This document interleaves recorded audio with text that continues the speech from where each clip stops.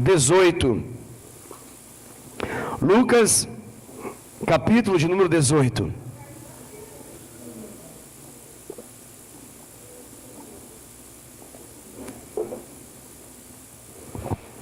Aleluia.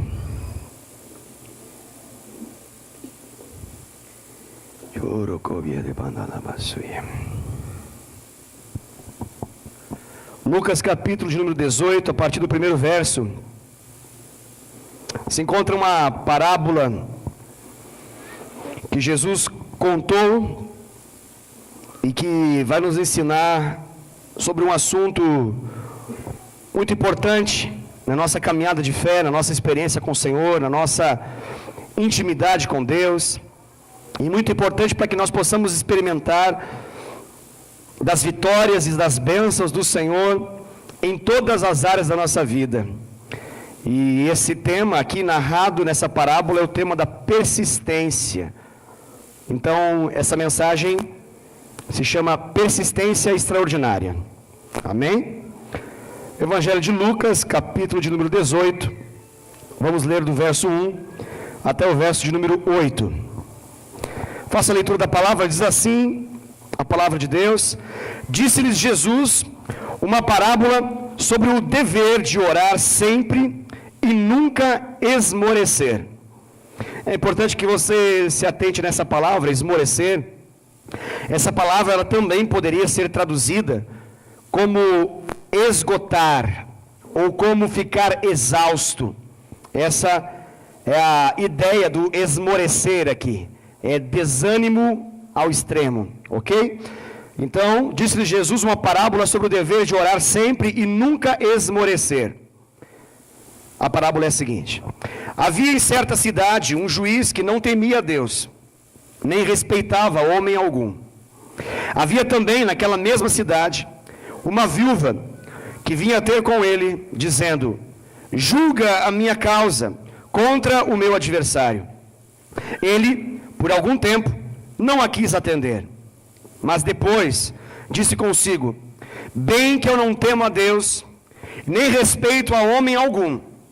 Todavia, como esta viúva me importuna, julgarei a sua causa, para não suceder que por fim venha a molestar-me.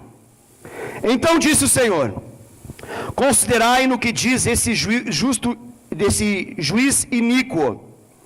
Não fará Deus justiça aos seus escolhidos, que a Ele clamam dia e noite?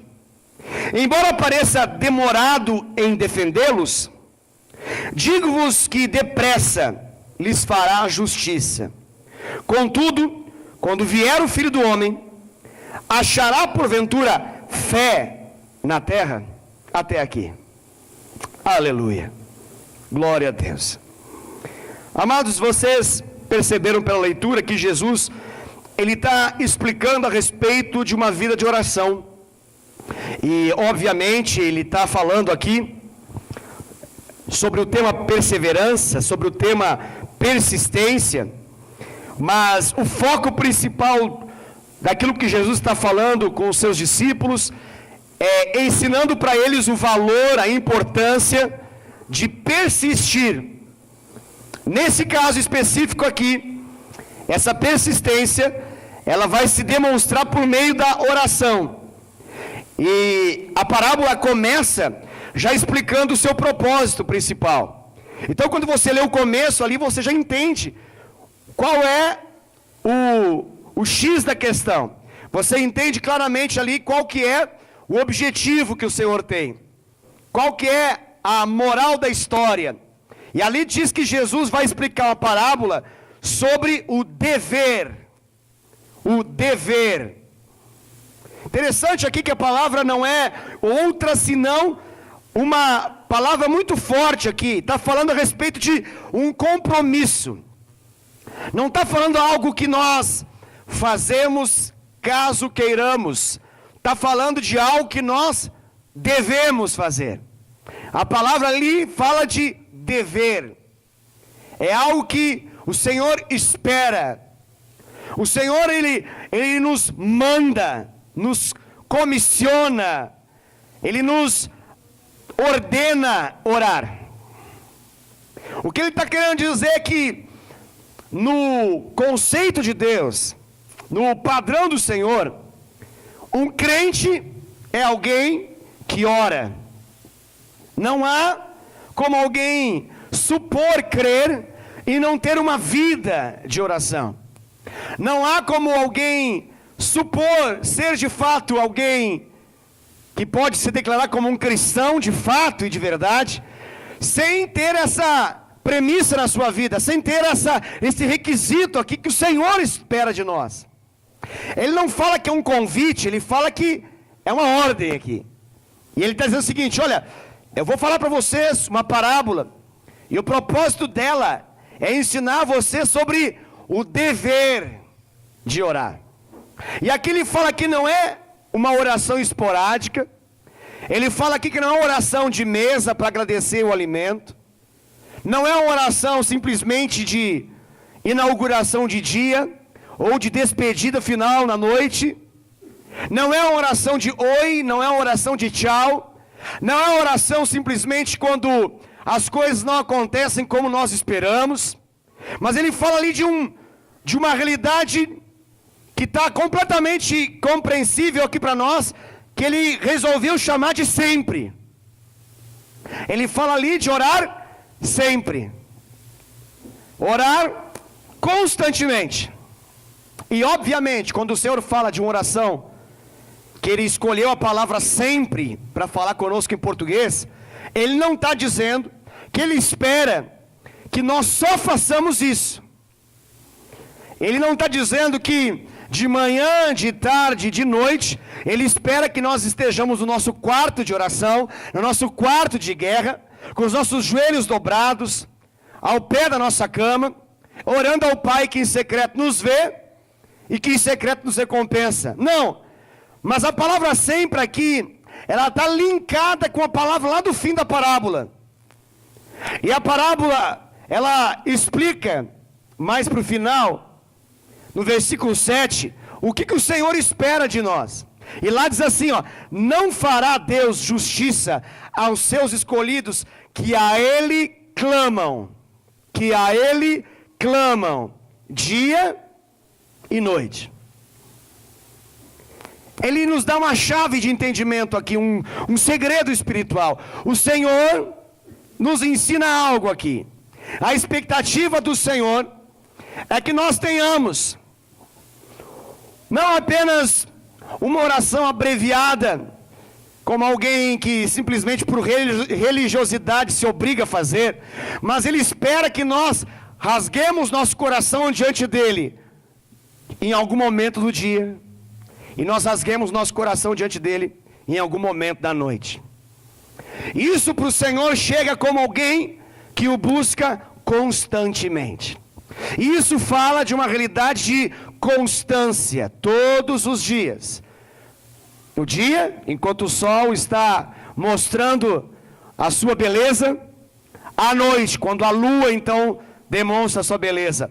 O Senhor nos fala em inúmeras palavras, em inúmeras passagens, registros de homens e mulheres de Deus que buscam a Ele, seja ao amanhecer, ou seja ao anoitecer.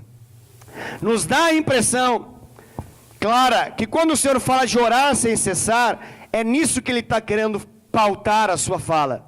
É disso que Ele está falando, de alguém que Ele olha, e a Bíblia fala que Deus, Ele passa com seus olhos sobre toda a terra, à procura de alguém que Ele possa se demonstrar forte, à procura de alguém que Ele possa demonstrar sua força. Mas o que Ele procura? Quando o tema é oração, e quando o tema fala de uma oração sem cessar, o que Ele está procurando? E por que Deus está falando conosco essa passagem aqui nessa noite? Porque Ele quer nos ensinar que para Ele não basta, e para a nossa vida, não bastará ao ponto de querermos uma vida vitoriosa, de almejarmos uma vida triunfante, uma vida onde nós podemos dizer com qualidade de vida, que aquela promessa de Jesus de uma vida e vida em abundância se manifeste em nossa vida. Nós não podemos esperar isso se nós não tivermos de fato e de verdade uma vida de oração. E a vida de oração para Deus é pautada por alguém que clama a Ele de dia e que clama a Ele de noite. Só que o Senhor aqui está sendo específico, e Ele fala que esse clamor, ao longo da nossa vida, Ele dá um exemplo, é claro. Mas Ele está dizendo que esse clamor aqui vai ser evidenciado por uma historinha que Ele vai contar. Uma história fictícia, mas que vai nos trazer princípios espirituais para entender como que nós devemos lidar com todas as nossas histórias, com todas as nossas realidades. E Ele pauta a explicação dele dizendo, olha, o que eu espero é insistência, o que eu espero é perseverança, o que eu espero é intensidade. Grave essas palavras. A palavra que ele escolheu aqui para poder falar para os discípulos, fala de uma situação específica. Ele narra a história então de uma viúva. E é importante que você entenda que quando Jesus aqui menciona da viúva que importunava o juiz iníquo, é importante que você entenda que esse juiz iníquo não é Deus. O Senhor Jesus não está fazendo um comparativo aqui. Ele está falando a respeito de uma diferença gritante entre o juiz iníquo, que ele vai falar, e o nosso Deus. Não é uma comparação de dois iguais, mas ele está falando de algo completamente oposto. E ele fala, olha, um juiz iníquo. Iníquo aqui, entenda por impiedoso, injusto, mau, que não vale nada. É um pecador consciente do seu pecado, alguém ciente da sua maldade e que decidiu não fazer o bem. Ele não fará o bem porque alguém pede, ele não fará o bem porque alguém está com necessidade, ele não se comove. Inclusive, para que você possa entender que esse juiz iníquo não é Deus, ele se encarrega de dizer a respeito desse juiz iníquo, ele diz assim no versículo 2, havia em certa cidade um juiz que não temia a Deus. Não é Deus esse juiz aqui dessa história. E nem respeitava homem algum. Pensa numa pessoa da pior espécie que você possa imaginar. Esse é o retrato desse juiz iníquo aqui que está sendo ministrado. Porém, o foco não vai ficar sobre o juiz iníquo. O foco vai ficar sobre a atitude dessa mulher. E ali diz assim, ó, havia também naquela mesma cidade uma viúva que vinha ter com ele, dizendo, julga minha causa contra o meu adversário. Ela vinha ter com ele. Dá uma ideia de continuidade aqui. Era algo contínuo, algo insistente. Ela vinha ter com ele. E ela tinha um clamor contínuo. Ela tinha uma fala contínua. Toda vez que ela chegava até o juiz iníquo, maldoso, ela dizia, julga a minha causa contra o meu adversário. Ela tinha um clamor muito estabelecido, muito claro, muito definido. Ela sabia o que ela queria. Ela sabia precisamente o que ela queria. Pastor, por que você está falando isso? Porque é importante que nós saibamos o que nós queremos. É importante que haja uma definição clara do que nós esperamos receber do Senhor. E eu estou falando isso, querido, porque há algumas características do nosso tempo que nos atrapalham em relação a esse tema chamado perseverança. Na verdade, eu diria que se tem um tempo na Terra que nos atrapalha muito nesse tema chamado perseverança, é justamente esse tempo atual. Nós somos de um tempo, e todos nós aqui vivemos no mesmo tempo, ok? Independente se você tenha 70 anos, ou se você tenha 15 anos e está me ouvindo, todos nós aqui estamos vivos, e todos nós aqui estamos na mesma geração. E todos nós aqui, apesar de termos formação diferente, educação diferente, muitos vieram de cidades diferentes, de um jeito diferente, todos nós vivenciamos nesse tempo, e esse tempo é dominado por um espírito, e esse espírito é contra tudo que essa parábola nos ensina. Tudo, absolutamente tudo. Como assim, pastor? Nós vivemos assim podemos dizer, a geração fast food. O que é esse fast food? Fast é de velocidade, de rapidez, de agilidade, velocidade. É a ideia de rápido. Food é comida. Então, fast food é comida rápida. Nós somos da geração da comida instantânea. Nós somos da geração que aperta e as coisas acontecem. Nós somos da geração touch. Nós somos da geração que toca e o mundo se abre.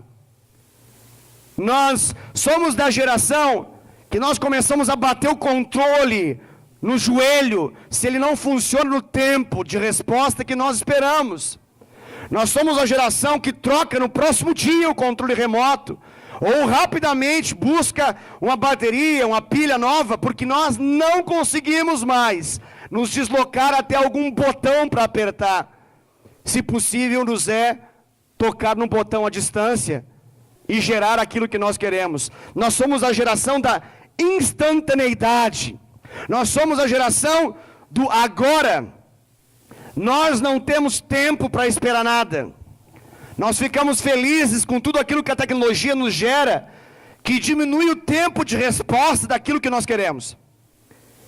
Se agora começam a inventar bancos que você não precisa enfrentar filas, nós gostamos desses bancos mais do que dos convencionais. Se inventarem uma escola que não precisa ir, nós gostamos mais.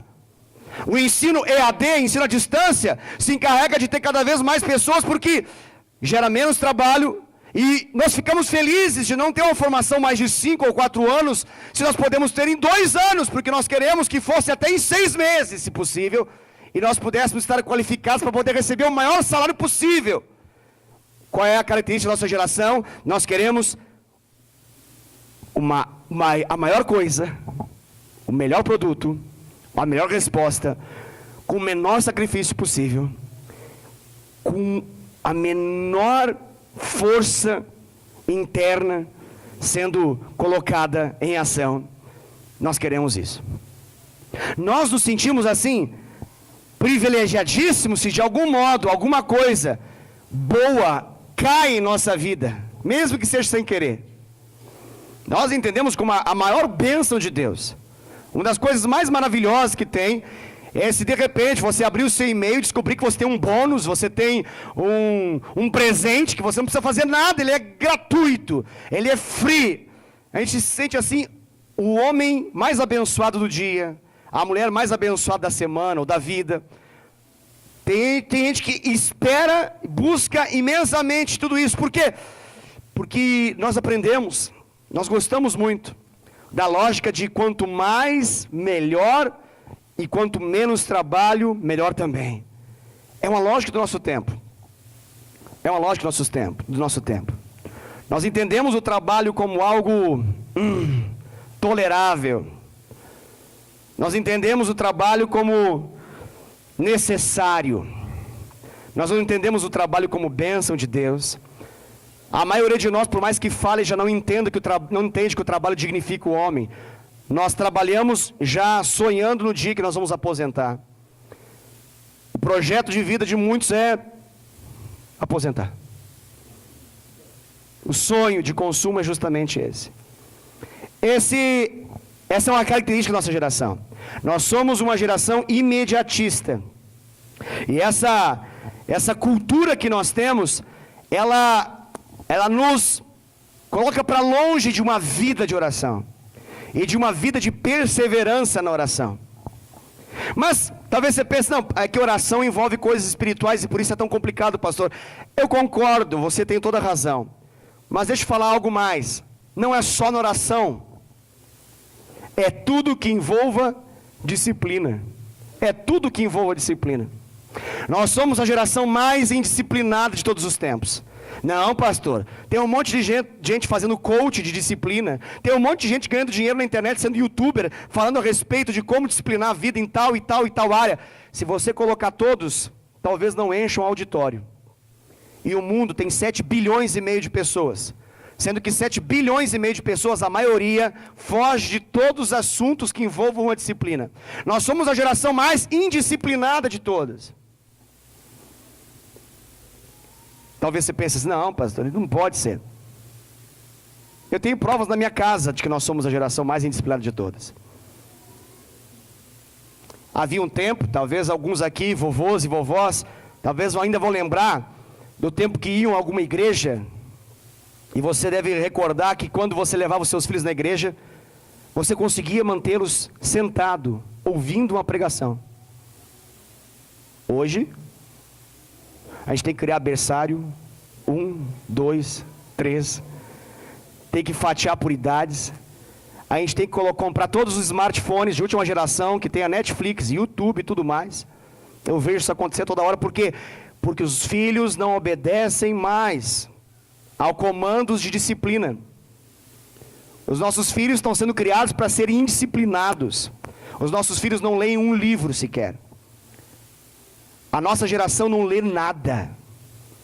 Mal lê, mal e porcamente lê alguma coisa em algum site. E se lê um português péssimo de Facebook, de Twitter e de Instagram. Péssimo. Completamente péssimo. O nosso povo acha que o jeito que a internet nos manda falar é o jeito correto. E todo mundo acha isso de um modo muito belo e natural e cômodo. E até os educadores falam, não, deixa assim mesmo. É a mudança da língua, é a cultura, é o povo. Vai para fazer um vestibular para você ver se vai ser a cultura, vai ser a mudança da língua. Vai fazer um vestibular para você ver se passa. Vai ver se, quando for pedido a linguagem culta, se o seu português indisciplinado vai te adiantar para alguma coisa. Não vai. Mas não tem quase ninguém para poder parar a nossa vida e dizer assim, você precisa de disciplina. Nós somos a geração mais indisciplinada. Me diga quantos livros você leu de capa a capa ao longo de toda a sua vida. Pense agora. Mas deixa eu fazer uma segunda pergunta. Quantos livros você começou a ler e você não terminou? Quantos cursos você começou e não terminou? Quantas dietas você começou? Eita. E não terminou. Nós somos a geração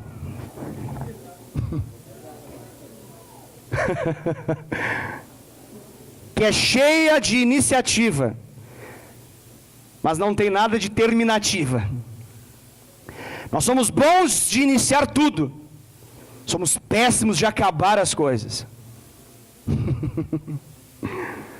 E isso está estampado em nossos olhos. Para onde nós olhamos, nós percebemos a nossa incapacidade de terminar as coisas. Isso agride. Mas por mais que agrida, ainda assim não tem a capacidade de nos mudar. Por quê? Porque a nossa cultura atual é essa. E se nós não pegarmos o padrão de Deus, se nós não pegarmos aquilo que Deus quer e tornar como uma realidade a nossa vida, se a revelação de Deus para nós não for de fato importante, sabe o que vai acontecer com a nossa vida? Nós vamos ficar mais péssimos em relação à disciplina com o passar dos anos. Porque quanto mais nós envelhecemos, pior ficamos.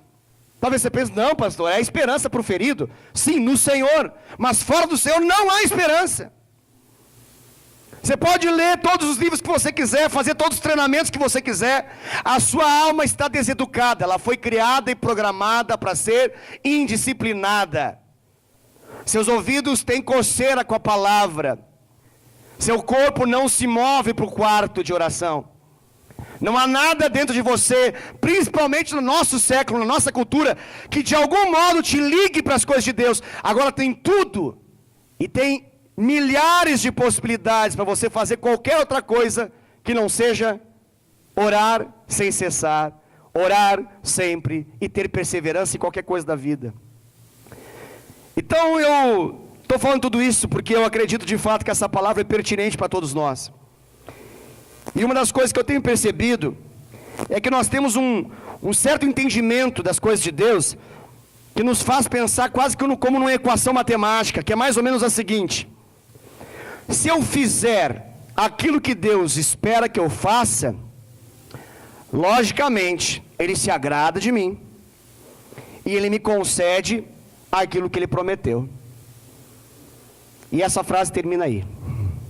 Então funciona mais ou menos assim: pastor, mas eu orei. Orou.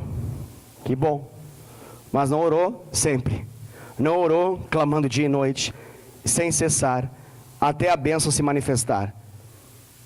E aí, a nossa lógica de ter começado, nós somos a geração que mais despreza os processos. Nós queremos que o processo seja instantâneo. Então nós não nos damos o direito de continuar mais, se aquilo que nós esperamos que acontecesse, não acontece.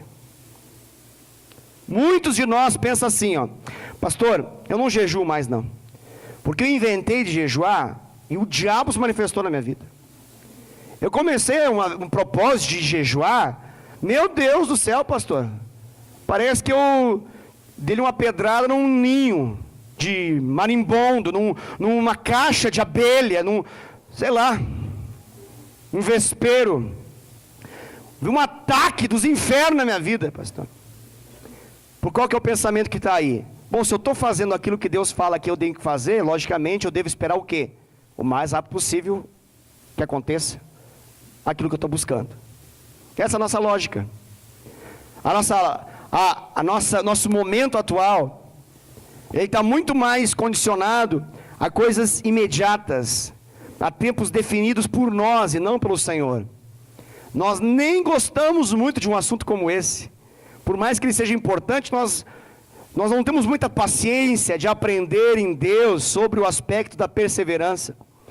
Porque nós sabemos, e isso está consciente em nossa vida, que há um mar de pessoas nesse exato momento nas igrejas evangélicas dessa cidade, no Brasil, nas nações, que estão em prol de um milagre rápido na sua vida, fazendo campanhas, propósitos, votos, para de algum modo importunar ao Senhor, de forma a dar mais rápido aquilo que eles esperam. E nós temos uma dificuldade de entender, valorizar e aceitar que Deus pode aparentemente tardar. Pastor, é bíblico esse negócio de aparentemente tardar? Sim. Você leu o versículo que está aqui mencionado, o versículo 7, eu leio para você novamente. Não fará Deus justiça aos seus escolhidos, que a Ele clamam dia e noite, embora, qual é a palavra que diz depois do embora? Pareça demorado em defendê-los. Pareça demorado em defendê-los. Essa palavra pareça aqui para mim, ela é a mais importante desse verso, porque ela explica muita coisa para nós. Ela fala da nossa impressão, ela fala daquilo que parece para nós que estamos na busca. E o que o Senhor está querendo dizer ao deixar clara a palavra pareça ali? Ele está querendo dizer o seguinte: não é demorado, e na minha perspectiva já é. Na minha perspectiva, diz o Senhor, eu já entreguei.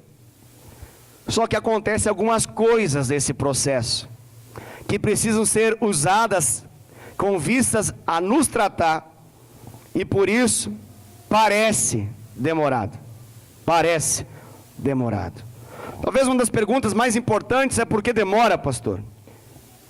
Eu suspeito de que Deus ele é muito bondoso, Ele faz promessas para nós, mas Ele não necessariamente conta tudo. Ele libera profecias para nós e não necessariamente conta tudo de como vai ser.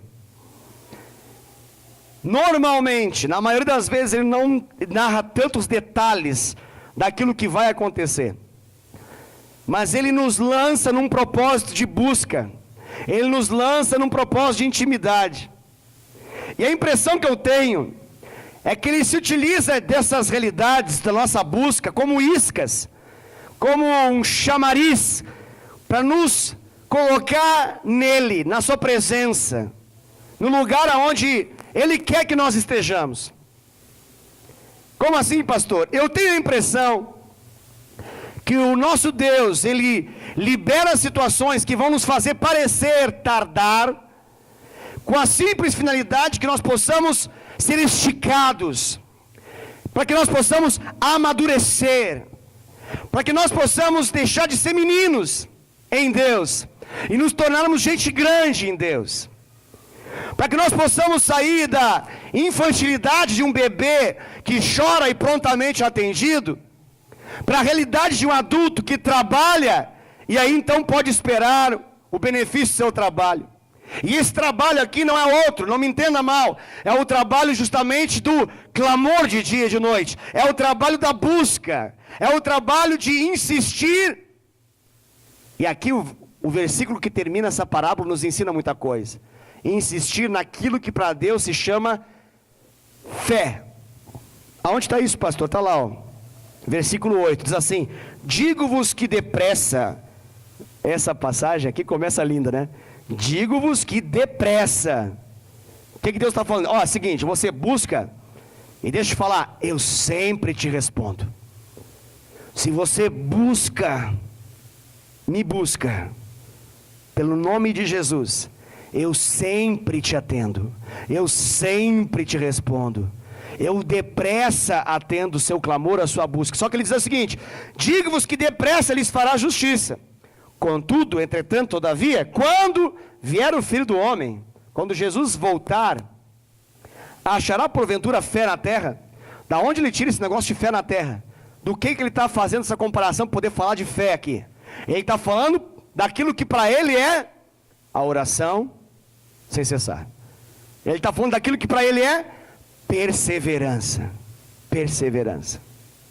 Queridos e amados irmãos, eu queria que você pudesse valorizar esse tema no seu coração e entender, por uma revelação de Deus, e eu repito essa palavra que eu acabei de falar há pouco, que nós somos uma geração indisciplinada e uma geração imediatista, e que o Senhor quer nos tratar, e por isso, como um pai bom que trata seus filhos, Ele nos coloca em situações que envolvem perseverança, persistência. Talvez se não fôssemos como somos, se fôssemos diferentes do que somos, talvez esse tema seria um tema não tão usado pelo Senhor. Mas por justamente sermos desse modo, agirmos do modo como nós agimos, o Senhor precisa nos colocar numa velocidade menor, para nós dobrarmos nossos joelhos diante dEle e buscarmos o Senhor. Com perseverança, com perseverança. Essa geração, ela corre desesperadamente. Essa geração é a geração mais veloz de todas. É a geração que tem mais velocidade de carro, tem mais velocidade de internet, tem mais informação na sua mente. Há pessoas sendo tratadas nesse momento de esgotamento mental, não por outra razão, mas porque elas estão quase num blackout. Elas estão quase desmaiando de tanto estímulo mental que elas recebem. Há adolescentes, pasmem, que estão surtando pelo excesso de estímulo. Nunca foram tão estimulados. É um hiperestímulo. É tanto estímulo mental, é tanta informação que pá, estoura. E quando estoura, a gente fala, tá louco, tá louco. Mas não tem estrutura suficiente para dar conta de tanto estímulo.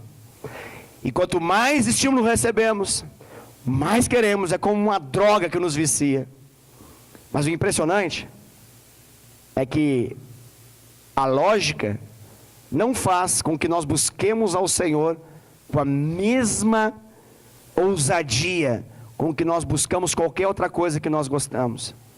Você já parou para pensar nisso? Você já pensou naquilo que você gosta e o quão desejoso você tenha, você deseja que isso venha, aconteça, se materialize, se manifeste?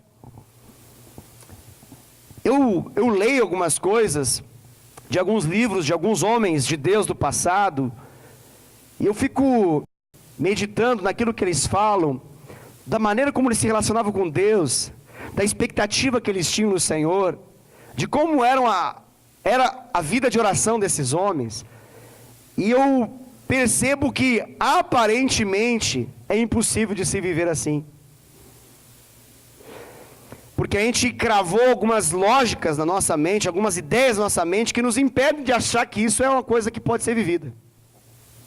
Para alguns de nós, acordar 1 hora antes para buscar a Deus é uma coisa fora de cogitação.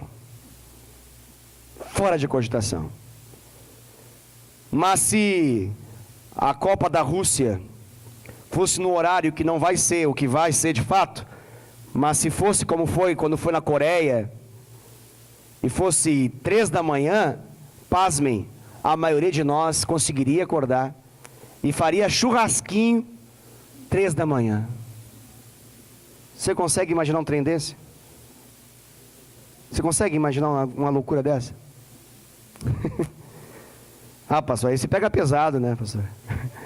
Não, mas é a lógica para tudo que nós gostamos. Eu só dei um exemplo. Mas qual foi a última vez que 3 da manhã você se levantou para buscar ao seu amado, ao seu Senhor? 3 da manhã. Por que tem que ser 3 da manhã, pastor? Porque não pode ser 6. Pode ser 7. É que é para quebrar a coluna mesmo. 3 da manhã. É maravilhoso. 3 da manhã é o momento mais maravilhoso para você ficar dormindo. É contra a lógica da cabeça da gente. 3 da manhã acordar para buscar a Deus. Você consegue entender um negócio desse? É difícil para nós entendermos. E o que a gente pensa? A gente pensa assim, não, quando a pessoa é nova convertida, pastor, aí sim, porque ela está no gás, ela está naquele fogo, naquela paixão. Ah, daí ele acorda 3 da manhã, jejua 3 dias sem parar, só fica na água por 3 dias, ou fica até sem água durante 3 dias, porque é coisa de gente que está começando, gente que está apaixonada. Que coisa triste, né? Esse pensamento é típico de quem? De quem já tentou e não consegue mais. Tem gente que já cravou, eu nunca mais vou fazer academia. Eu já tentei esse negócio 5 vezes, não consegui, não vou mais fazer isso. Tem gente que fala para si, eu não vou mais aprender inglês, não vou. Fiz 3 cursos, paguei, continuo no verbo to be. Desisto desse negócio. Você consegue entender? A mesma lógica que nos leva a desistir de uma série de coisas que a gente falou, agora vai, vou aprender violão. Só sabe fazer o sol. Sol, sol, sol, sol, sol, sol. Até o dia que chega a tal da pestana. Ai, essa pestana é o diabo, não é? A gente fala, não, acabou, não tenho dom para isso. Eu não tenho dom para línguas, nem estranhas, e nem para as estranhas, para a minha cultura. Eu não tenho dom para violão, eu não tenho dom para essa... Eu não tenho dom. Eu não consigo. Você consegue entender o que eu estou falando ou está muito distante da sua realidade? É só coisas que acontecem na minha rua ali, mais para cima. Você consegue entender? Isso não te revolta? Porque eu falo e me revolta aqui dentro. Eu prego cheio de revolta contra a nossa realidade, porque a nossa realidade está sendo impedida de desfrutar de bênçãos sobrenaturais em Deus, que só estão disponíveis para aqueles que perseveram. Grave essa frase, por mais que ela seja grande. A nossa geração está disponível apenas para as bênçãos fáceis de Deus. Aquelas que quase como que esfregar uma lâmpada, sai alguma coisa e pilim pim pim acontece. Essas nós gostamos. Mas para qualquer outra que envolva um nível maior de busca, entrega, renúncia, disciplina, nós falamos não. É muito complicado. E detalhe, a nossa geração, ela se sente no direito de ficar braba com qualquer pessoa que ousa questionar o nosso comportamento indisciplinado. Discipulado profundo é contraproducente à nossa cabeça. Porque o que era para produzir, produz alguma coisa que não é o que é produzir. Produz raiva no discípulo, produz ódio, sentimento de fuga, sentimento de perseguição. Pastor, estou sendo perseguido, por quê? Qual demônio que te vai orar agora? É meu discipulador, pastor, está me perseguindo. Todo dia, toda vez que encontra, mesmo assunto, pastor, eu não aguento mais esse negócio.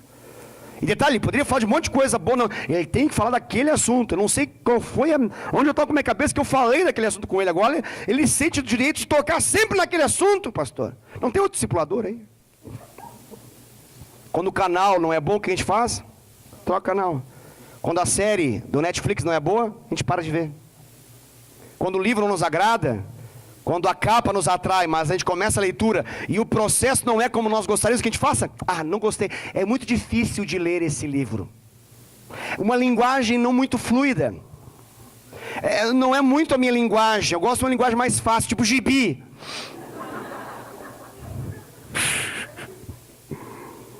Só que isso nos ofende, pastor. A gente não gosta desse comentário que você acabou de fazer. Porque ao mesmo tempo que nós somos isso, nós não gostamos que alguém fale sobre isso conosco. É algo a ser analisado. É algo a ser analisado. Pastor, ok, nós já entendemos que essa geração está complicada, pastor. Mas o versículo que termina essa parábola nos dá uma impressão de que a coisa vai ficar pior ainda. Ai, pastor, você é um pregador da esperança, você está sendo um pregador da desesperança? Não, eu estou sendo um profeta para você entender o tempo.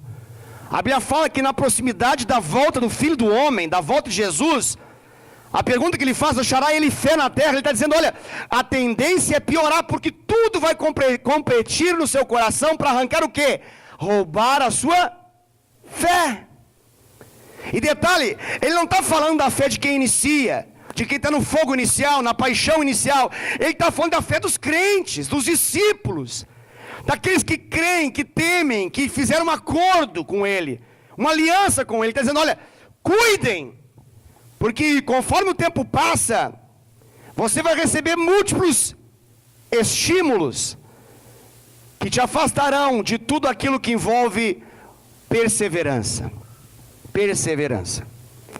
Eu estou querendo dizer com isso, e com isso eu termino, concluo essa mensagem, dizendo para você que essa perseverança, ela não está à disposição aqui na terra. Não tem nenhum lugar que você vai conseguir essa perseverança.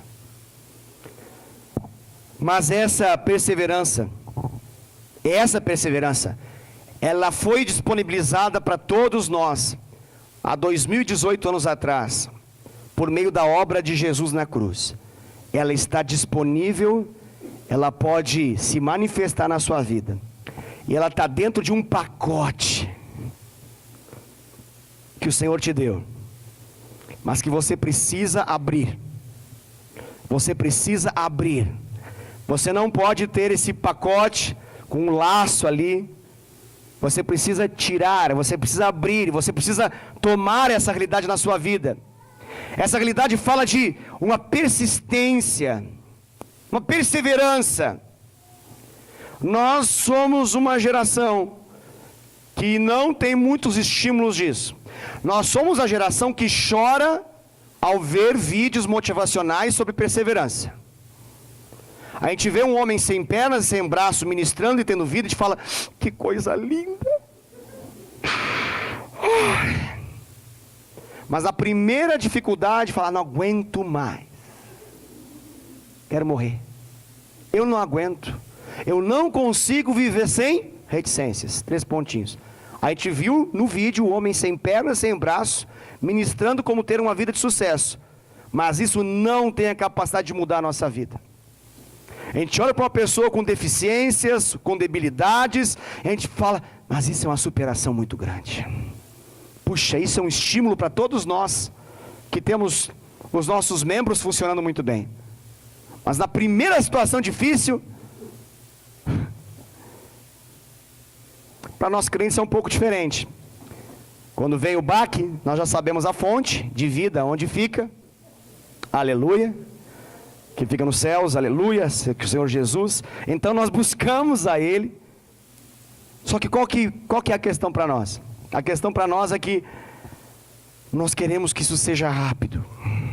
Ao longo desse ano de 2018, possivelmente, algumas eu tenho consciência disso, outras eu não sei porque eu não descobri. Mas possivelmente, uma série de pessoas já não estão conosco por um simples fator. alguma coisa aconteceu que elas não esperavam. E elas não persistiram. Ao longo de 2018, nós ganhamos pessoas, consolidamos pessoas, batizamos pessoas e elas já não estão em nosso meio por um único fator. Infelizmente, elas não perseveraram. Porque perseverança é uma qualidade que está em baixa na nossa geração. Eu quero ministrar isso sobre a sua vida. E quero declarar sobre a sua vida que você não é assim. Pastor, mas da onde você tira essa palavra? Da revelação daquilo que Deus fez na sua vida. Da sua identidade em Cristo Jesus. Pastor, mas é difícil, pastor, você tem que entender que é difícil. Sim, vai ser difícil, eu sei.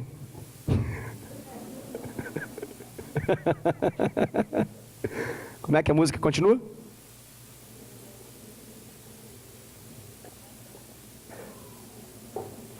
Vai ser difícil, eu sei, larga tudo por você, mas eu sei que quando eu pensar em você estará ao meu lado, me segurando, me assegurando de que tudo vai ficar bem, tudo vai ficar bem. E se eu cair, a tua mão me levantará. E se eu chorar, toda lágrima você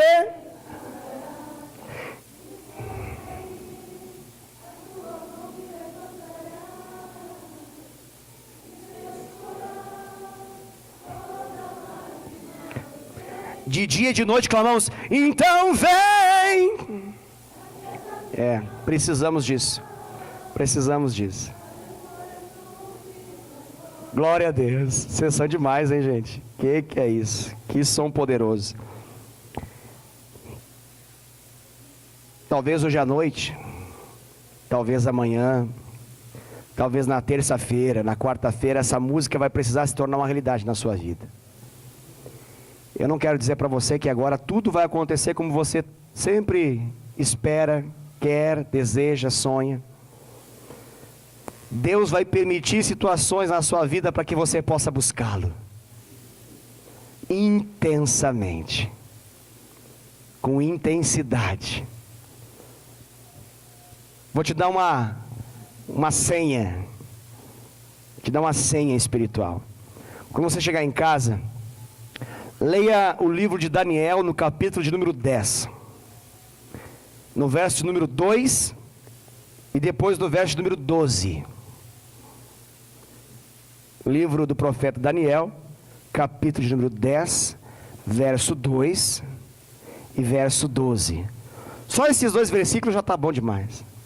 Porque no verso 2, ali fala que Daniel fez um decreto para si mesmo. Um propósito ele levantou diante do Senhor. E que naturalmente, conforme nós lemos o texto, nós compreendemos que foi aprovado e abençoado por Deus. Qual foi o propósito que ele fez? Ele falou para si mesmo, eu vou jejuar. Eu vou jejuar em função da nação, eu vou jejuar em função da realidade. O momento histórico era terrível. A Babilônia estava deixando de ser a grande Babilônia. O Império Persa agora se transforma num império importante daquela época. Há uma transição de comando. E o que acontece ali? Ele se dispôs a insistir em Deus ao longo de 3 semanas. Ele vai agora jejuar. O famoso jejum de Daniel. Ele vai se abster de uma série de coisas. Vai comer simplesmente o necessário para a subsistência ao longo desses próximos 21 dias. E no versículo 12, passados 21 dias, quem vem falar com ele é o Senhor através de um anjo. E o anjo fala o seguinte para ele, fala assim, Daniel, te levanta que eu quero falar contigo. E ele diz basicamente o seguinte, eu já intervi, eu já liberei, eu já te abençoei, desde o instante que você começou. Pastor, repita essa frase que eu preciso entender melhor. Está querendo dizer que Deus sempre me abençoa instantaneamente? Sim. Agora ficou gostoso para mim, pastor. Então é sempre, sempre. No primeiro dia do seu propósito Ele te abençoa. No instante inicial que você se dobra diante dEle, reconhecendo quem Ele é e reconhecendo sua dependência dEle, Ele já te abençoa ali. Ele abre os céus e derrama sobre a sua vida toda a sorte de bem espiritual que você está buscando. No exato momento do seu clamor, no exato momento, no milésimo de segundo exato em que você se dobra na terra, o Senhor se levanta para te abençoar nos céus. Isso é fantástico. Só que ali no versículo 12 ele fala o seguinte: só que quando eu vim, o anjo dizendo, né? Eu vim aqui para poder te entregar essa bênção. Eu tive uma batalha, um conflito nas regiões celestiais. E agora ele fala assim: o príncipe da Pérsia, detalhe, não há como um homem fazer essa oposição aos anjos. Aqui uma linguagem figurada, diante de um contexto de dominação espiritual. Ele fala: um príncipe da Pérsia me resistiu. Travamos uma batalha ao longo desses 21 dias. A coisa estava tão forte que eu precisei pedir ajuda. Eu bati um fio e chamei o Bob celestial. E desceu então, não um anjo, mas um arcanjo. E ele é o cara, seu bíceps espiritual, é treinado nas academias do céu. Ele é malhado que só, o homem é demais. Ele está falando de Miguel, um anjo Miguel. Ele fala, olha, e quando Miguel veio, ele arrebentou com tudo, destruiu com tudo. E agora aqui no 21º dia eu estou aqui poder te entregar. Toma aqui que é teu, filho. Você está entendendo o que aconteceu ou não? Se o Daniel parasse de orar no 5º dia, o que aconteceria? Ele estaria justamente no dia cronológico. Não estamos falando do tempo de Deus, estamos falando do tempo humano. No 5º dia da nossa compreensão de tempo, ele estaria impedido de receber aquilo que ele estava buscando, pelo simples fato que ele não orou perseverantemente. Deixa eu fazer uma pergunta para você, só para você pensar um pouquinho. Quantas bênçãos sobrenaturais de Deus ainda não se manifestaram porque você está parado no 5º dia, no 6º dia, às vezes no 20º dia, aos 45 do segundo tempo?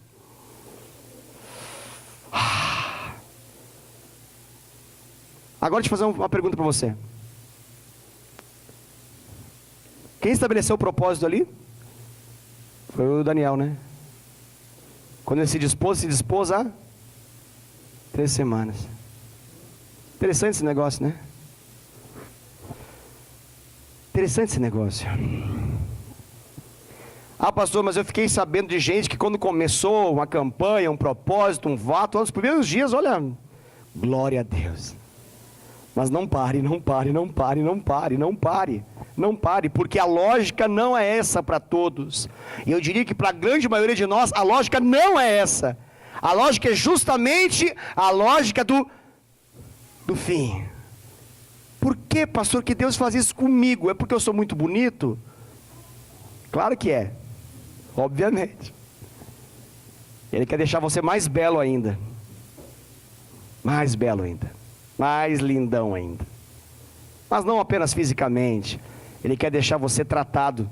Não apenas para você receber a bênção que você está buscando, mas Deus tem um kit completo de coisas que você nem busca. Porque o nosso Deus sempre dá muito mais do que aquilo que nós estamos buscando. Sempre dá muito mais. Isso é maravilhoso. Se Deus fosse conceder simplesmente aquilo que nós buscamos, nós teríamos um monte de problema grudado em nossa história. Mas graças ao Senhor, Ele é bom demais, e Ele sempre faz muito mais e melhor do que aquilo que nós estamos buscando, se buscarmos até o fim. Busque até o fim, querido. Busque até o fim. Persevere. Quebre a lógica dessa geração. Quebre a lógica do seu micro-ondas. Quebre a lógica dos seus controles remotos que você tem em casa. Eles podem te ajudar para um monte de coisa, mas eles não te ajudam nada em relação a Deus. Deus não funciona segundo a lógica da nossa geração. Deus funciona segundo a lógica de tratamento que Ele estabelece. Ele sabe o que pode dar para você. E Deus não é mau. A lógica do Senhor, Ele fala, olha, qual é o filho que pede um pão e o pai dá uma pedra? Qual é o filho que quando pede um peixe, o pai dá um escorpião? Ele fala o seguinte, olha, se vocês que são maus, pecadores, costumam dar presentes para os seus filhos, e são pautados por bondade ao dar presentes, o que dirá o nosso Pai? O que dirá o nosso Pai? Se permita ser esticado por Deus. Está aí uma lógica que a terra não pode determinar. Que nós vamos precisar entender em Deus os processos da nossa vida, para que nós possamos nos apropriar daquilo que Ele quer e daquilo que Ele já nos deu. Amém? Você entendeu essa última frase? Pastor, por que as coisas na minha vida são assim, querido? Não sou eu o seu problema, e ninguém de carne e sangue que está na sua volta. Sua batalha era espiritual.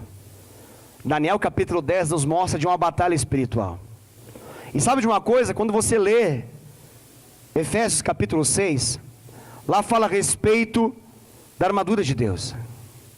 E é interessante da armadura de Deus, porque ela é uma menção que o apóstolo Paulo traz, baseado na maneira como era a vestimenta de guerra do contexto romano daquela época. Ele fala a respeito de nós nos munirmos de tudo isso. Tem lá o capacete da salvação, tem lá a couraça, a peitoral da justiça, tem lá o cinto, o cinturão da verdade, lá tem as sandálias ou os calçados da pregação, da preparação do evangelho da paz. Lá fala de nós empunharmos o escudo da fé, e de nós usarmos da espada, que é a palavra do Senhor. Mas tem uma coisa interessante quando você pega esse contexto do guerreiro. O guerreiro, ele usava toda essa estrutura, mas tinha uma área perigosa, que não era defendida ali. E era justamente as costas. Como assim, pastor? Quer dizer para você que quem dá as costas para o inimigo na batalha, cai na batalha. E dar as costas para o inimigo significa que eu parei de lutar. Eu desisto. Eu esmoreço. Eu não quero mais. Eu quero dizer para você que a armadura de Deus, ela te garante que você tem uma luta e você tem uma vitória. A armadura de Deus, ela é justamente feita para que você possa vencer. Mas só vence quem luta. Quem desiste de lutar, dá as costas para a guerra e perde. E como que eu dou as costas para a guerra, pastor? Eu vou dizer para você. Tem gente que fala assim, a oração é uma arma de guerra. Não, oração não é uma arma de guerra. Como não, pastor? Tá louco? Ouvi milhões de pregações, passei a vida ouvindo que é uma arma de guerra. Pega lá então, vai lá ler, e vê se tem alguma arma falando da oração lá. Ele fala da armadura de Deus, e depois ele fala da oração. Ele fala da armadura, e depois ele fala da oração. Por quê? Porque a oração não é uma arma de guerra. A oração é a guerra. É a própria guerra. Não há vitória sem oração. Não há vitória.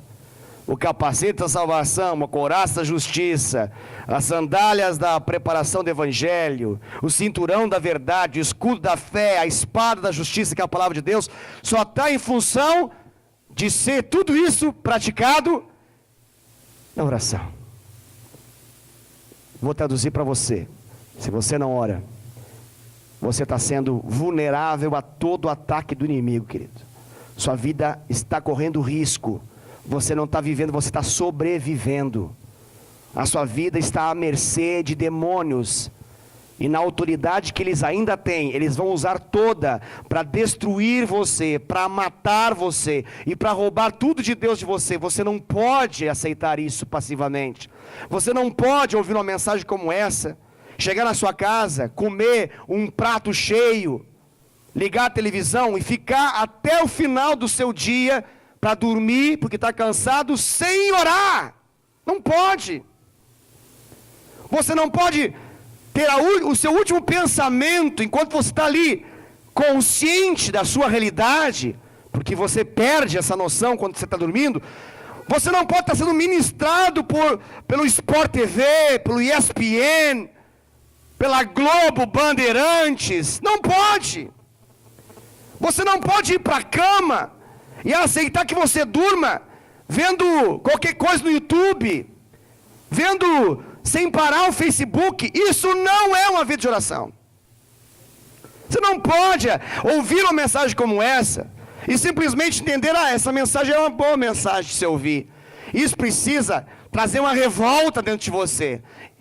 Algo precisa ser gerado dentro de você que o gaúcho vai chamar de um brio. Você tem que ter brio. Sabe o que é brio? É quando alguém fala assim para você: duvido. Eu duvido que você faça isso. Fala duvido para o gaúcho. Eu duvido que você suba essa escada. Você duvida que eu suba essa escada? Ok. Não, eu duvido que você passe o vestibular. Duvido. Você duvida. Brio. É? Eu não aceito essa palavra. É a tradução secular e mundana para fé para o gaúcho. Cria uma fé do... é? Sabe o que eu vejo? Que a nossa geração, ela não tem mais isso. A gente não tem mais. Qualquer pessoa que fala, chega e fala, a gente concorda, ou se discorda, não se posiciona para mudar essa realidade. A gente aceita passivamente. A gente aceita. Todos os aspectos. As finanças estão sendo destruídas, a gente fala, é o panorama mundial, é a situação nacional, é o Temer, é as eleições, era a Dilma, foi o Lula, foi o Fernando Henrique Cardoso, é a direita, é a esquerda. A gente explica, justifica desse modo. A gente engorda na frente do espelho, a gente fala, mas todo mundo engorda mesmo, todo mundo come errado, eu já tentei, não consigo, para mim não vai dar esse negócio, eu desisto. Eu fico crente, viro crente, começo a ouvir mensagens, até que algumas coisas acontecem na minha vida que não é de acordo com aquilo que eu espero. Eu falo, não vou mais, eu acho que não é de Deus, não estou mais sentindo Deus naquele lugar, já não sinto Deus naquela igreja. Eu não sei, acho que é o louvor, acho que é a pregação, acho que é o pastor, acho que é o louvor, acho que é o líder, acho que é o discipulador, acho que é a célula, acho que... eu não sei. As cadeiras, o templo, o tempo, sei lá o que acontece. A gente desiste facilmente de tudo. De tudo. Tudo que de algum modo pode ajudar, tudo que de algum modo pode fazer alguma diferença, a gente desiste. Deixa eu mexer com você. Eu duvido. Faça alguma coisa. Mostre para Deus e para os homens que é possível ser diferente. Sabe por quê? Porque pela lógica demoníaca e mundana, eu duvido que você vai chegar em casa e vai orar. Pela lógica demoníaca e mundana, eu duvido que você vai ter uma vida de jejum. Eu duvido que você vai ser perseverante naquilo que você está orando hoje, nesse dia. Eu duvido. Estou mexendo com seus brios. Prova para si mesmo e para mim. Fala, pastor, você estava errado. Você não foi boca de Deus no final da pregação, não. Foi Satanás que te usou, pastor. Eu não aceito isso, pastor. Você falou, eu duvido, e eu falei, eu vou provar para esse pastor aí que eu consigo esse negócio. Eu duvido que você vai aguentar até o final do ano nessa igreja. Eu duvido que você vai aguentar na sua célula. Eu duvido que você vai se tornar um discípulo profundo. Eu duvido que você vai abrir seu coração de fato, de verdade para o seu discipulador. Eu duvido. Porque a lógica do mundo e Satanás fala na minha orelha aqui, eu estou emprestando momentaneamente a minha boca para poder falar para você. Eu duvido. Pastor, não pode falar isso, não fala assim. Eu quero que você fique com raiva. Eu quero que você fique com raiva. Porque simplesmente chegar para o final e falar assim, que boa pregação, e não mudar a vida, não adianta nada. É preferível que você saia com raiva de mim, mas disposto a descer essa escada e falar, eu vou mudar de vida, cara. Eu vou mudar de vida. Eu não aceito mais esse negócio. Eu não aceito esse negócio. Esse pecado que tanto me esfola, me amola, me importuna, eu não aceito mais. Eu não vou morrer com esse negócio. Chega! Ou a palavra é palavra, ou eu estou errado, porque a palavra é palavra. Está comigo? Aleluia. Glória a Deus. Eu te amo, tá? Aleluia. Me entenda. Eu só estou mexendo com seus brios. Eu não estou mexendo com seus brios humanos. Eu estou mexendo com seus brios espirituais. Mostra no tempo de vida que você ainda tem que você é um crente de verdade. Mostra. Não espere uma melhor pregação para você mudar de vida. Não espere um dia perfeito para que você comece a ter um posicionamento adequado. Não espere com que haja um alinhamento de sol, lua e estrelas para que então você mude. Para com isso. O melhor dia para você obedecer a Deus, sabe qual é? Hoje. O melhor momento, agora. Se hoje você ouvir a voz do Senhor teu Deus, não endureça seu coração. Qual que é o posicionamento que Deus está esperando de você? A mensagem já acabou faz tempo. Eu só estou mexendo com seus brios. Duvido. Eu duvido que você vai vencer esse cansaço de 9h15 e vai se levantar agora e vai dizer para Deus o que você quer. Eu duvido que você vai tomar um posicionamento no Senhor de fato e de verdade. Eu duvido. Eu duvido. Prova para você mesmo que você pode fazer algo diferente. Mostra para Deus que você não está disposto a ser o comum, mas que você quer ser o extraordinário de Deus.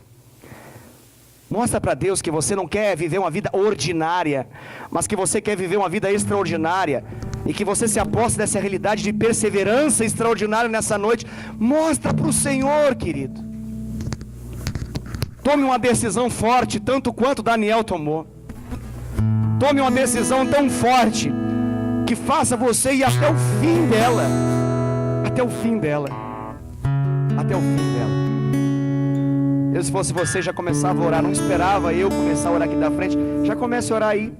Feche seus olhos. Fale com o seu Deus. Ninguém melhor do que você pode traduzir essa oração para Deus. Você não precisa que ninguém conduza você em oração nesse momento. O que eu preciso então, pastor? Você precisa rasgar seu coração diante de Deus. Permitir que o Espírito Santo mexa com seus brios nessa noite. Mexa com seus brios. E que você se posicione do modo como Deus quer. Dizendo para Ele aquilo que Ele falou com você nessa mensagem. Responda para Ele algo. Responda para Ele algo. Verso 18. Lucas, capítulo de número 18.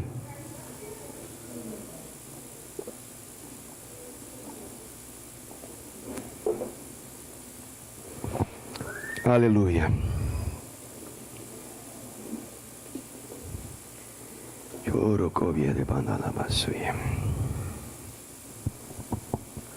Lucas capítulo de número 18, a partir do primeiro verso,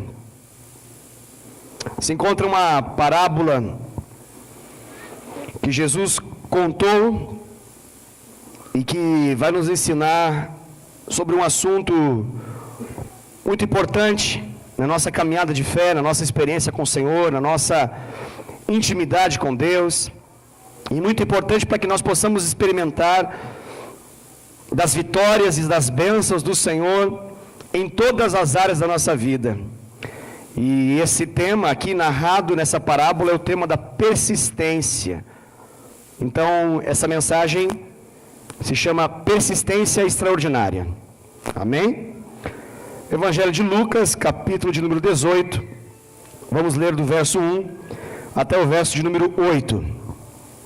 Faça a leitura da palavra, diz assim a palavra de Deus: disse-lhes Jesus uma parábola sobre o dever de orar sempre e nunca esmorecer. É importante que você se atente nessa palavra, esmorecer. Essa palavra ela também poderia ser traduzida como esgotar ou como ficar exausto. Essa é a ideia do esmorecer aqui. É desânimo ao extremo, ok? Então, disse-lhe Jesus uma parábola sobre o dever de orar sempre e nunca esmorecer. A parábola é a seguinte: havia em certa cidade um juiz que não temia a Deus, nem respeitava homem algum.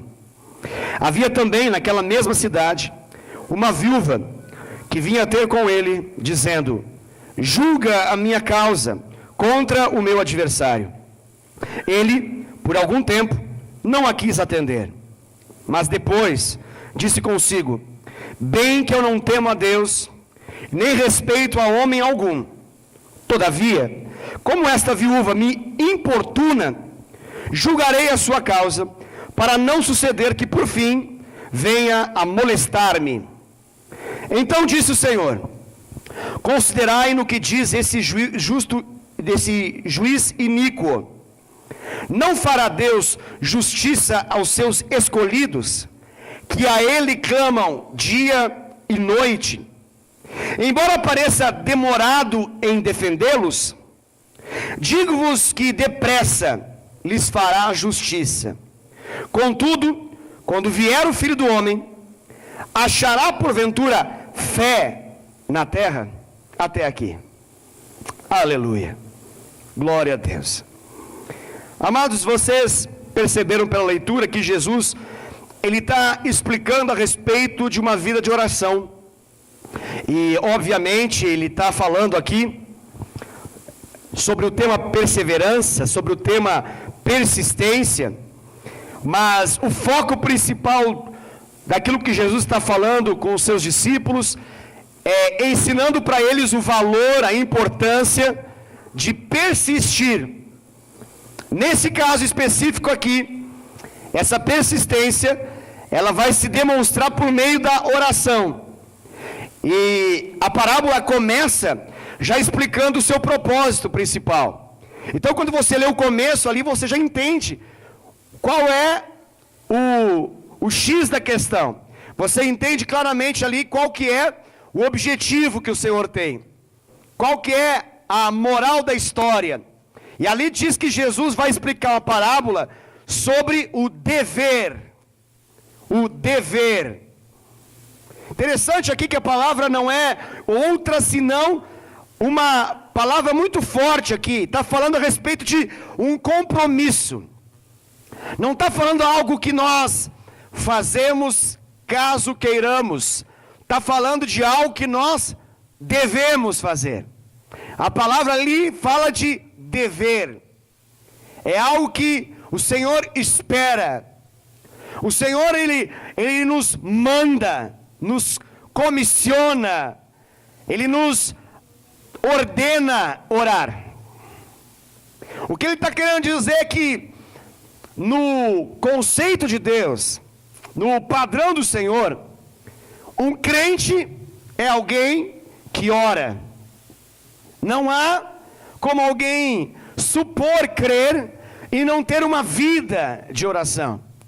Não há como alguém supor ser de fato alguém que pode se declarar como um cristão de fato e de verdade, sem ter essa premissa na sua vida, sem ter esse requisito aqui que o Senhor espera de nós.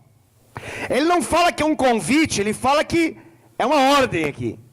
E ele está dizendo o seguinte: olha, eu vou falar para vocês uma parábola, e o propósito dela é ensinar você sobre o dever de orar. E aqui ele fala que não é uma oração esporádica, ele fala aqui que não é uma oração de mesa para agradecer o alimento, não é uma oração simplesmente de inauguração de dia, ou de despedida final na noite, não é uma oração de oi, não é uma oração de tchau, não é uma oração simplesmente quando as coisas não acontecem como nós esperamos, mas ele fala ali de uma realidade que está completamente compreensível aqui para nós, que ele resolveu chamar de sempre. Ele fala ali de orar sempre, orar constantemente. E obviamente, quando o Senhor fala de uma oração que Ele escolheu a palavra sempre para falar conosco em português, Ele não está dizendo que Ele espera que nós só façamos isso. Ele não está dizendo que de manhã, de tarde, de noite, Ele espera que nós estejamos no nosso quarto de oração, no nosso quarto de guerra, com os nossos joelhos dobrados, ao pé da nossa cama, orando ao Pai que em secreto nos vê e que em secreto nos recompensa. Não, mas a palavra sempre aqui, ela está linkada com a palavra lá do fim da parábola. E a parábola, ela explica mais para o final, no versículo 7, o que o Senhor espera de nós. E lá diz assim, ó: não fará Deus justiça aos seus escolhidos que a Ele clamam, dia e noite. Ele nos dá uma chave de entendimento aqui, um segredo espiritual. O Senhor nos ensina algo aqui. A expectativa do Senhor é que nós tenhamos não apenas uma oração abreviada, como alguém que simplesmente por religiosidade se obriga a fazer, mas Ele espera que nós rasguemos nosso coração diante dEle, em algum momento do dia, e nós rasguemos nosso coração diante dEle, em algum momento da noite. Isso para o Senhor chega como alguém que o busca constantemente. E isso fala de uma realidade de constância, todos os dias. No dia, enquanto o sol está mostrando a sua beleza, à noite, quando a lua então demonstra a sua beleza. O Senhor nos fala em inúmeras palavras, em inúmeras passagens, registros de homens e mulheres de Deus que buscam a Ele, seja ao amanhecer, ou seja ao anoitecer. Nos dá a impressão clara que quando o Senhor fala de orar sem cessar, é nisso que Ele está querendo pautar a sua fala.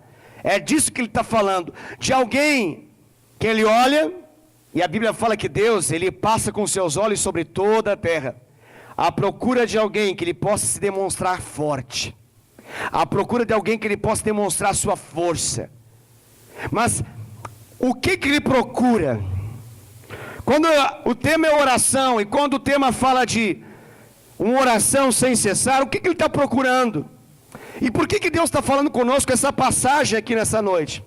Porque Ele quer nos ensinar que para Ele não basta, e para a nossa vida, não bastará ao ponto de querermos uma vida vitoriosa, de almejarmos uma vida triunfante, uma vida onde nós podemos dizer com qualidade de vida, que aquela promessa de Jesus de uma vida e vida em abundância se manifeste em nossa vida. Nós não podemos esperar isso se nós não tivermos de fato e de verdade uma vida de oração. E a vida de oração para Deus é pautada por alguém que clama a Ele de dia e que clama a Ele de noite. Só que o Senhor aqui está sendo específico, e Ele fala que esse clamor, ao longo da nossa vida, Ele dá um exemplo, é claro, mas Ele está dizendo que esse clamor aqui vai ser evidenciado por uma historinha que Ele vai contar, uma história fictícia, mas que vai nos trazer princípios espirituais para entender como que nós devemos lidar com todas as nossas histórias, com todas as nossas realidades. E Ele pauta a explicação dele dizendo: olha, o que eu espero é insistência, o que eu espero é perseverança, o que eu espero é intensidade. Grave essas palavras. A palavra que Ele escolheu aqui para poder falar para os discípulos, fala de uma situação específica. Ele narra a história então de uma viúva. E é importante que você entenda que quando Jesus aqui menciona da viúva que importunava o juiz iníquo, é importante que você entenda que esse juiz iníquo não é Deus. O Senhor Jesus não está fazendo um comparativo aqui. Ele está falando a respeito de uma diferença gritante entre o juiz iníquo, que Ele vai falar, e o nosso Deus. Não é uma comparação de dois iguais, Mas ele está falando de algo completamente oposto. E ele fala, olha, um juiz iníquo. Iníquo aqui, entenda por impiedoso, injusto, mau, que não vale nada. É um pecador consciente do seu pecado, alguém ciente da sua maldade e que decidiu não fazer o bem. Ele não fará o bem porque alguém pede, ele não fará o bem porque alguém está com necessidade, ele não se comove. Inclusive, para que você possa entender que esse juiz iníquo não é Deus, ele se encarrega de dizer, a respeito desse juiz iníquo, ele diz assim no versículo 2, havia em certa cidade um juiz que não temia a Deus. Não é Deus esse juiz aqui dessa história. E nem respeitava homem algum. Pensa numa pessoa da pior espécie que você possa imaginar. Esse é o retrato desse juiz iníquo aqui que está sendo ministrado. Porém, o foco não vai ficar sobre o juiz iníquo. O foco vai ficar sobre a atitude dessa mulher. E ali diz assim, ó, havia também naquela mesma cidade uma viúva que vinha ter com ele, dizendo, julga minha causa contra o meu adversário. Ela vinha ter com ele. Dá uma ideia de continuidade aqui. Era algo contínuo, algo insistente. Ela vinha ter com ele. E ela tinha um clamor contínuo. Ela tinha uma fala contínua. Toda vez que ela chegava até o juiz iníquo, maldoso, ela dizia, julga a minha causa contra o meu adversário. Ela tinha um clamor muito estabelecido, muito claro, muito definido. Ela sabia o que ela queria. Ela sabia precisamente o que ela queria. Pastor, por que você está falando isso? Porque é importante que nós saibamos o que nós queremos. É importante que haja uma definição clara do que nós esperamos receber do Senhor. E eu estou falando isso, querido, porque há algumas características do nosso tempo que nos atrapalham em relação a esse tema chamado perseverança. Na verdade, eu diria que se tem um tempo na Terra que nos atrapalha muito nesse tema chamado perseverança, é justamente esse tempo atual. Nós somos de um tempo, e todos nós aqui vivemos no mesmo tempo, ok? Independente se você tenha 70 anos, ou se você tenha 15 anos e está me ouvindo, todos nós aqui estamos vivos, e todos nós aqui estamos na mesma geração. E todos nós aqui, apesar de termos formação diferente, educação diferente, muitos vieram de cidades diferentes, de um jeito diferente, todos nós vivenciamos nesse tempo, e esse tempo é dominado por um espírito, e esse espírito é contra tudo que essa parábola nos ensina. Tudo, absolutamente tudo. Como assim, pastor? Nós vivemos assim podemos dizer, a geração fast food. O que é esse fast food? Fast é de velocidade, de rapidez, de agilidade, velocidade. É a ideia de rápido. Food é comida. Então, fast food é comida rápida. Nós somos da geração da comida instantânea. Nós somos da geração que aperta e as coisas acontecem. Nós somos da geração touch. Nós somos da geração que toca e o mundo se abre. Nós somos da geração que nós começamos a bater o controle no joelho, se ele não funciona no tempo de resposta que nós esperamos. Nós somos a geração que troca no próximo dia o controle remoto, ou rapidamente busca uma bateria, uma pilha nova, porque nós não conseguimos mais nos deslocar até algum botão para apertar. Se possível, nos é tocar num botão à distância e gerar aquilo que nós queremos. Nós somos a geração da instantaneidade. Nós somos a geração do agora.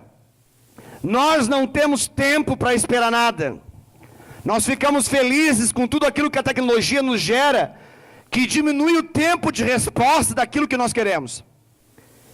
Se agora começam a inventar bancos que você não precisa enfrentar filas, nós gostamos desses bancos mais do que dos convencionais. Se inventarem uma escola que não precisa ir, nós gostamos mais.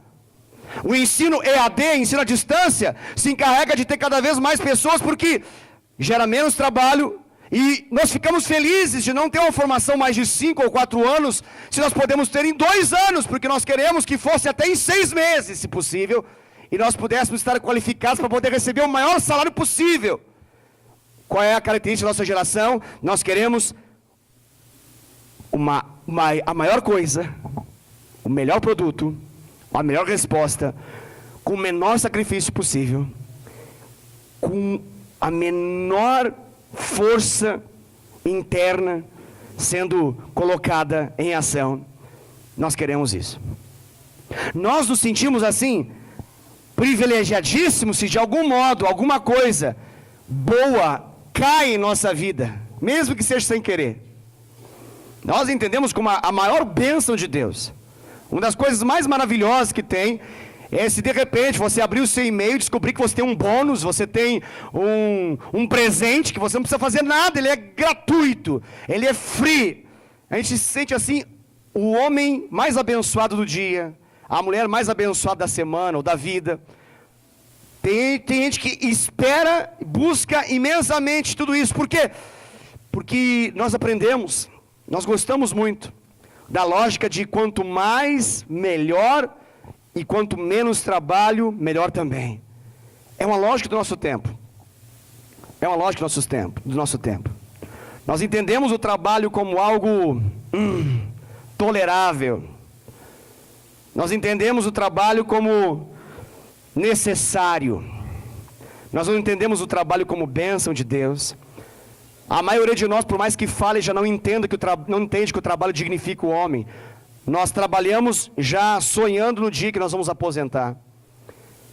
O projeto de vida de muitos é aposentar. O sonho de consumo é justamente esse. Essa é uma característica da nossa geração. Nós somos uma geração imediatista. E essa cultura que nós temos, ela nos coloca para longe de uma vida de oração. E de uma vida de perseverança na oração. Mas, talvez você pense, não, é que oração envolve coisas espirituais e por isso é tão complicado, pastor. Eu concordo, você tem toda a razão. Mas deixa eu falar algo mais. Não é só na oração. É tudo que envolva disciplina. É tudo que envolva disciplina. Nós somos a geração mais indisciplinada de todos os tempos. Não, pastor, tem um monte de gente fazendo coach de disciplina, tem um monte de gente ganhando dinheiro na internet, sendo youtuber, falando a respeito de como disciplinar a vida em tal e tal e tal área. Se você colocar todos, talvez não encha um auditório. E o mundo tem 7 bilhões e meio de pessoas, sendo que 7 bilhões e meio de pessoas, a maioria, foge de todos os assuntos que envolvam a disciplina. Nós somos a geração mais indisciplinada de todas. Talvez você pense assim, não, pastor, não pode ser. Eu tenho provas na minha casa de que nós somos a geração mais indisciplinada de todas. Havia um tempo, talvez alguns aqui, vovôs e vovós, talvez ainda vão lembrar do tempo que iam a alguma igreja, e você deve recordar que quando você levava os seus filhos na igreja, você conseguia mantê-los sentados, ouvindo uma pregação. Hoje, a gente tem que criar berçário, 1, 2, 3, tem que fatiar por idades, a gente tem que comprar todos os smartphones de última geração, que tem a Netflix, YouTube e tudo mais. Eu vejo isso acontecer toda hora, porque os filhos não obedecem mais ao comandos de disciplina. Os nossos filhos estão sendo criados para serem indisciplinados. Os nossos filhos não leem um livro sequer. A nossa geração não lê nada. Mal lê, mal e porcamente lê alguma coisa em algum site. E se lê um português péssimo de Facebook, de Twitter e de Instagram. Péssimo. Completamente péssimo. O nosso povo acha que o jeito que a internet nos manda falar é o jeito correto. E todo mundo acha isso de um modo muito belo e natural e cômodo. E até os educadores falam, não, deixa assim mesmo. É a mudança da língua, é a cultura, é o povo. Vai para fazer um vestibular para você ver se vai ser a cultura, vai ser a mudança da língua. Vai fazer um vestibular para você ver se passa. Vai ver se, quando for pedido a linguagem culta, se o seu português indisciplinado vai te adiantar para alguma coisa. Não vai. Mas não tem quase ninguém para poder parar a nossa vida e dizer assim: você precisa de disciplina. Nós somos a geração mais indisciplinada. Me diga quantos livros você leu de capa a capa ao longo de toda a sua vida. Pense agora. Mas deixa eu fazer uma segunda pergunta. Quantos livros você começou a ler e você não terminou? Quantos cursos você começou e não terminou? Quantas dietas você começou? Eita. E não terminou. Nós somos a geração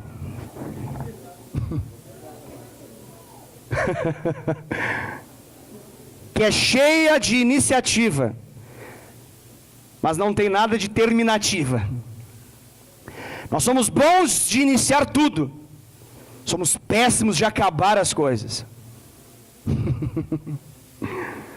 E isso está estampado em nossos olhos. Para onde nós olhamos, nós percebemos a nossa incapacidade de terminar as coisas. Isso agride. Mas por mais que agrida, ainda assim não tem a capacidade de nos mudar. Por quê?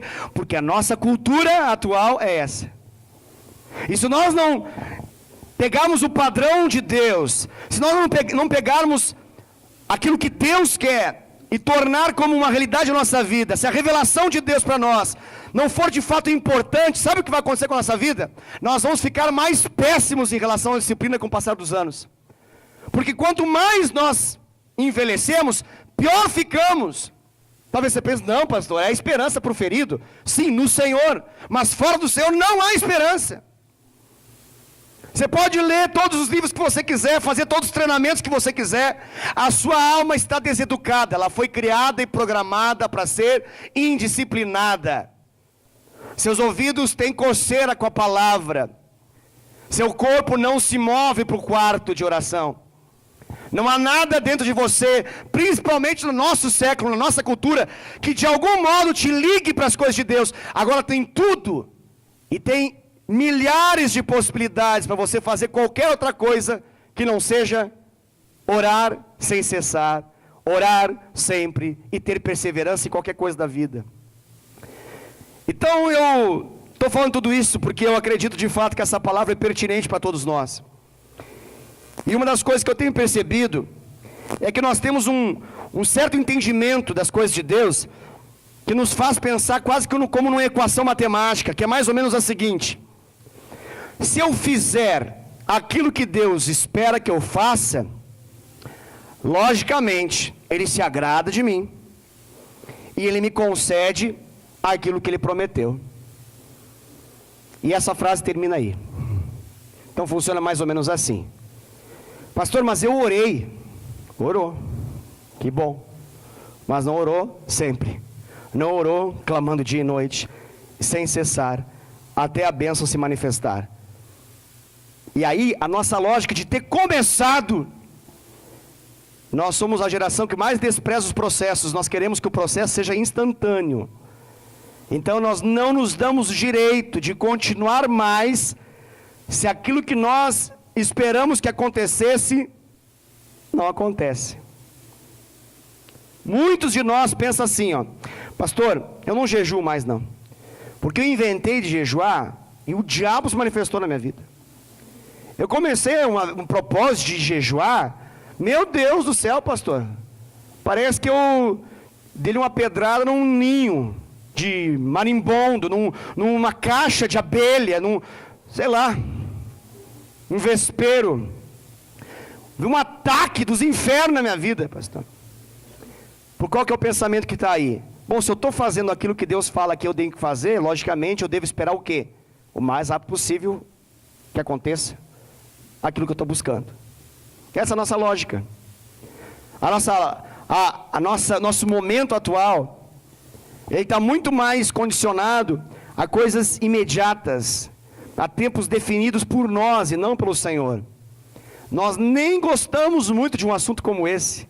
Por mais que ele seja importante, nós Nós não temos muita paciência de aprender em Deus sobre o aspecto da perseverança, porque nós sabemos, e isso está consciente em nossa vida, que há um mar de pessoas nesse exato momento nas igrejas evangélicas dessa cidade, no Brasil, nas nações, que estão em prol de um milagre rápido na sua vida, fazendo campanhas, propósitos, votos, para de algum modo importunar ao Senhor, de forma a dar mais rápido aquilo que eles esperam.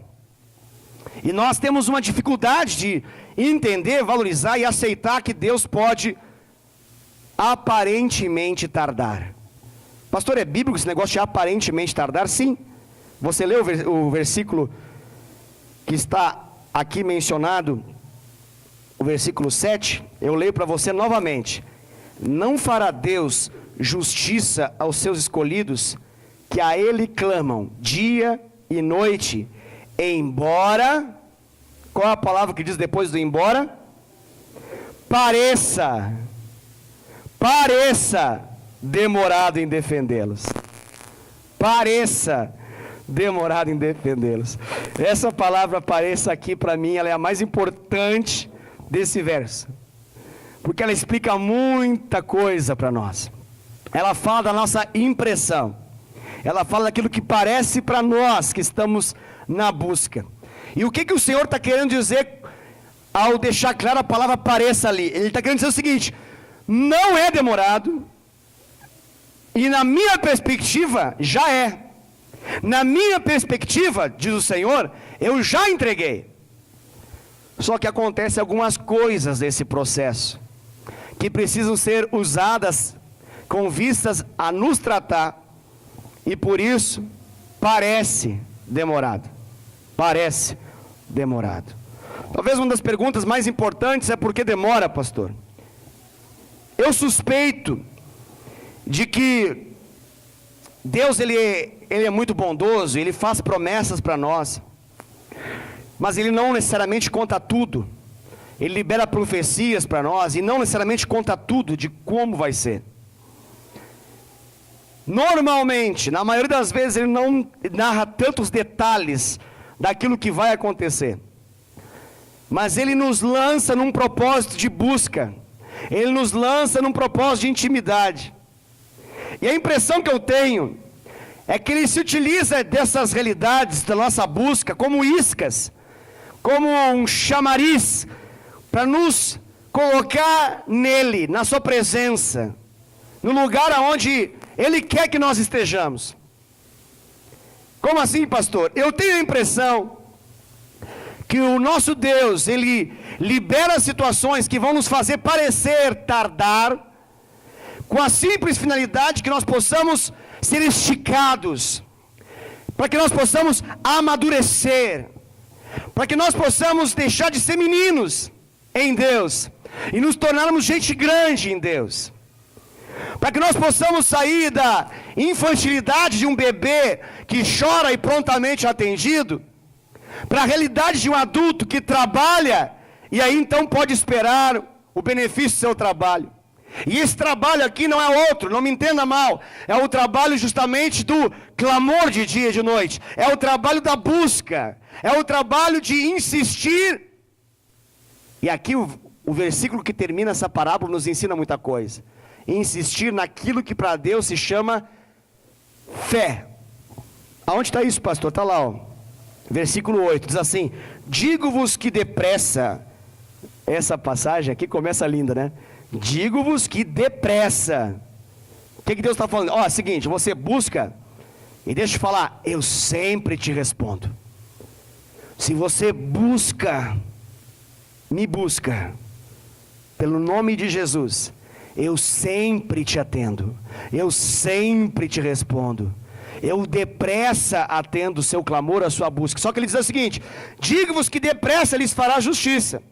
Contudo, entretanto, todavia, quando vier o Filho do Homem, quando Jesus voltar, achará porventura fé na terra? Da onde ele tira esse negócio de fé na terra? Do que ele está fazendo essa comparação para poder falar de fé aqui? Ele está falando daquilo que para ele é a oração sem cessar. Ele está falando daquilo que para ele é perseverança. Perseverança.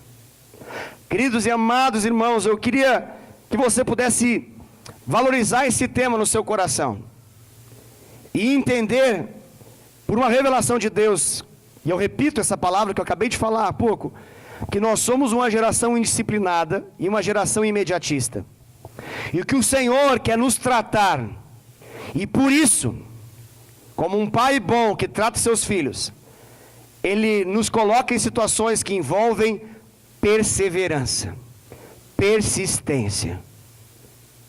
Talvez se não fôssemos como somos, se fôssemos diferentes do que somos, talvez esse tema seria um tema não tão usado pelo Senhor. Mas por justamente sermos desse modo, agirmos do modo como nós agimos, o Senhor precisa nos colocar numa velocidade menor, para nós dobrarmos nossos joelhos diante dEle e buscarmos o Senhor com perseverança, com perseverança. Essa geração, ela corre desesperadamente. Essa geração é a geração mais veloz de todas. É a geração que tem mais velocidade de carro, tem mais velocidade de internet, tem mais informação na sua mente. Há pessoas sendo tratadas nesse momento de esgotamento mental, não por outra razão, mas porque elas estão quase num blackout, elas estão quase desmaiando de tanto estímulo mental que elas recebem. Há adolescentes, pasmem, que estão surtando pelo excesso de estímulo, nunca foram tão estimulados, é um hiperestímulo. É tanto estímulo mental, é tanta informação que pá, estoura. E quando estoura, a gente fala, oh, tá louco.